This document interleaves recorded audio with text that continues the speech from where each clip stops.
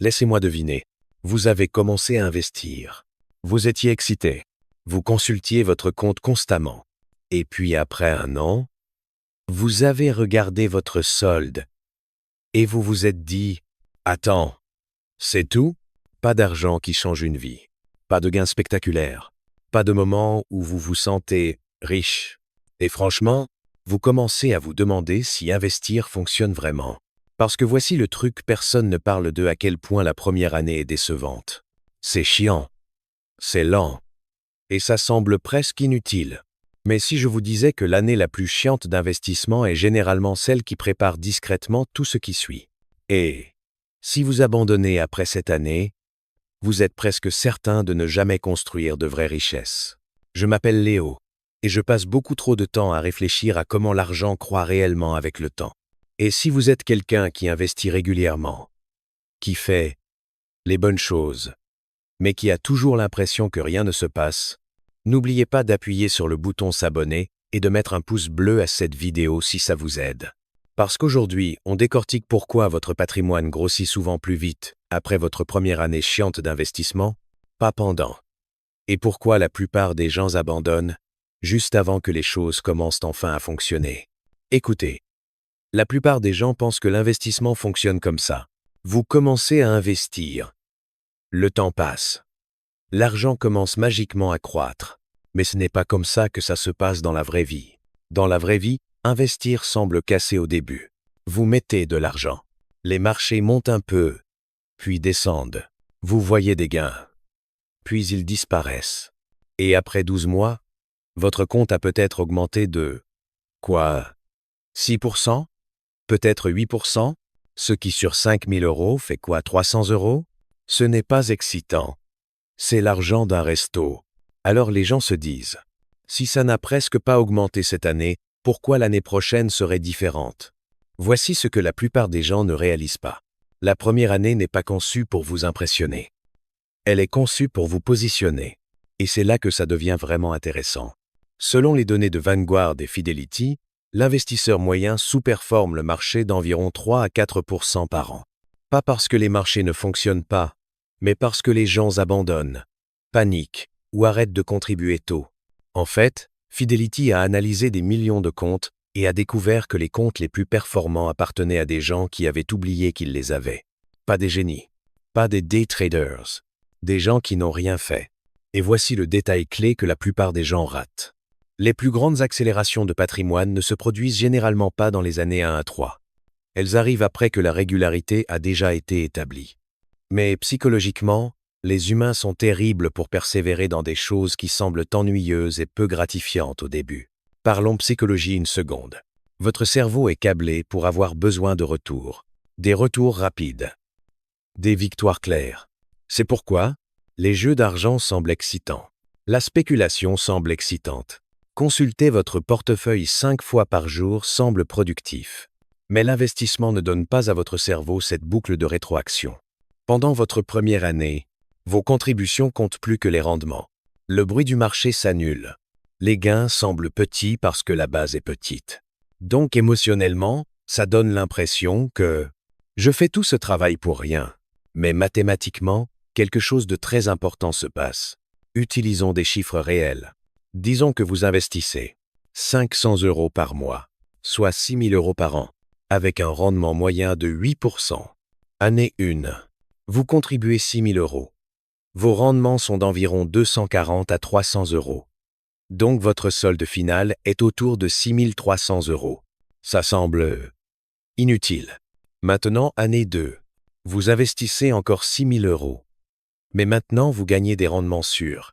Vos premiers 6 300 €, plus vos nouvelles contributions. Votre croissance ne vient plus seulement de l'argent frais. À l'année 3 et 4, les rendements commencent à égaler des mois entiers de contributions. Et à l'année 5, vos investissements peuvent gagner plus en 1 an que ce que vous avez personnellement mis. C'est le moment où les gens pensent que l'investissement commence à fonctionner. Mais il n'a pas commencé à fonctionner à l'année 5. Il a commencé à fonctionner à l'année 1. Vous ne pouviez juste pas encore le voir. Voici une bonne analogie. Pensez à l'investissement comme pousser un énorme volant d'inertie. Au début, vous poussez, rien ne se passe. Vous poussez plus fort. Toujours rien. C'est l'année chiante. Mais une fois que le volant commence à bouger, même légèrement, chaque poussée ajoute de l'élan. Et finalement, le volant commence à tourner plus vite tout seul. C'est l'effet des intérêts composés. Mais la plupart des gens abandonnent pendant que le volant est encore lourd. Voici la partie que la plupart des gens ne font jamais le lien. Votre patrimoine ne croît pas seulement grâce au rendement, il croît grâce aux améliorations comportementales qui se produisent après que vous avez prouvé votre régularité. Après la première année, les gens ont tendance à augmenter leur contribution, prendre l'investissement plus au sérieux, arrêter de paniquer pendant les baisses, prendre moins de décisions émotionnelles. Donc la croissance s'accélère, à la fois grâce aux maths et à la psychologie. C'est là que ça devient vraiment intéressant. Après un an d'investissement, quelque chose de subtil se produit. Vous arrêtez de penser « Je suis quelqu'un qui essaie d'investir » et commencez à penser « Je suis un investisseur ».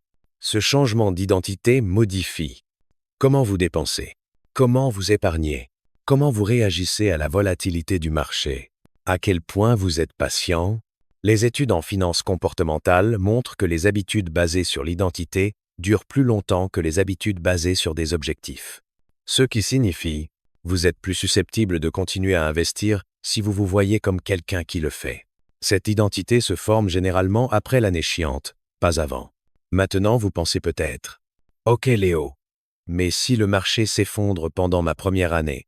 Question légitime. Et voici la vérité frustrante. Un crash boursier tôt est en fait un avantage à long terme si vous continuez à investir.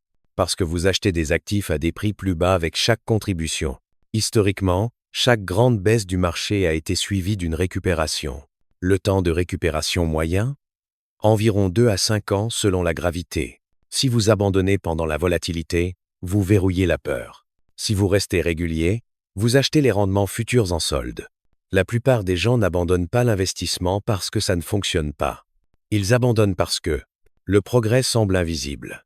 L'effort ne correspond pas encore à la récompense. Les réseaux sociaux donnent l'impression que tout le monde s'enrichit plus vite. Mais la richesse ne se construit pas dans des moments visibles. Elle se construit dans des périodes ennuyeuses où rien de spectaculaire ne se passe. Et ces périodes sont celles où la discipline se forge. Voici ce que vous devriez faire maintenant si vous êtes dans votre première année. 1. Arrêtez de consulter votre compte chaque semaine. Consulter trop souvent tue la patience. Une fois par mois suffit largement. 2. Automatisez tout. L'investissement automatique retire l'émotion de l'équation. 3. Suivez les contributions, pas les rendements. Dans les premières années, la régularité compte plus que la performance. 4. Augmentez les contributions après l'année 1. Même une petite augmentation se compose massivement avec le temps. 5. Traitez l'ennui comme un signal que vous faites bien. Si investir semble chiant, c'est généralement bon signe. Voici ce que la plupart des gens ne réalisent pas.